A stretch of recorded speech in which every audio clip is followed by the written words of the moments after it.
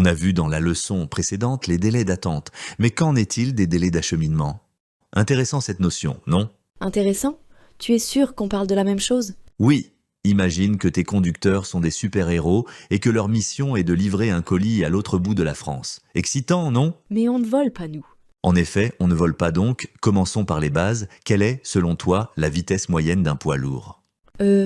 90 km/h sur l'autoroute? Oui, sur autoroute, mais en réalité, la vitesse commerciale d'un poids lourd est d'environ 50 km/h. Ça prend en compte les pauses, les embouteillages, les limitations de vitesse. D'accord, mais ça nous mène où tout ça? À cette formule magique, 50 km/h fois 9 heures égale 450 km. C'est la distance maximale qu'un donneur d'ordre peut exiger d'un transporteur en une journée de travail, même si dans la réalité, rien n'empêche le transporteur d'en faire davantage. Donc pour un transport de 900 km, le délai d'acheminement sera de 2 jours? Bingo, c'est l'article 24 du contrat type que nous allons bientôt voir. Tu commences à penser comme un pro du transport. Mais attention, ce n'est pas si simple. Évidemment, ça aurait été trop beau.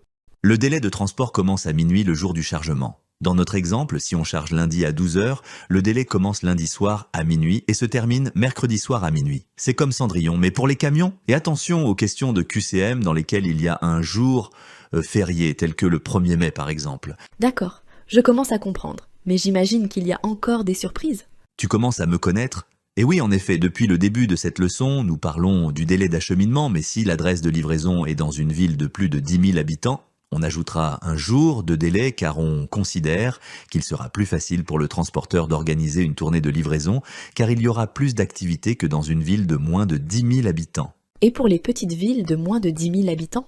Dans ce cas, on ajoutera 2 jours au délai d'acheminement à la place d'une seule journée. Donc, dans notre exemple de 900 km, quand serait-on considéré en retard? Pour une ville de plus de 10 000 habitants à partir de vendredi. Pour une ville de moins de 10 000 habitants à partir de samedi. Et que se passe-t-il en cas de retard? Mais qu'est-ce que vous faites dans ma plateforme e-learning? Sa plateforme, mais pour qui se prend-il lui? Oui, moi aussi je suis d'accord, c'est nous la plateforme.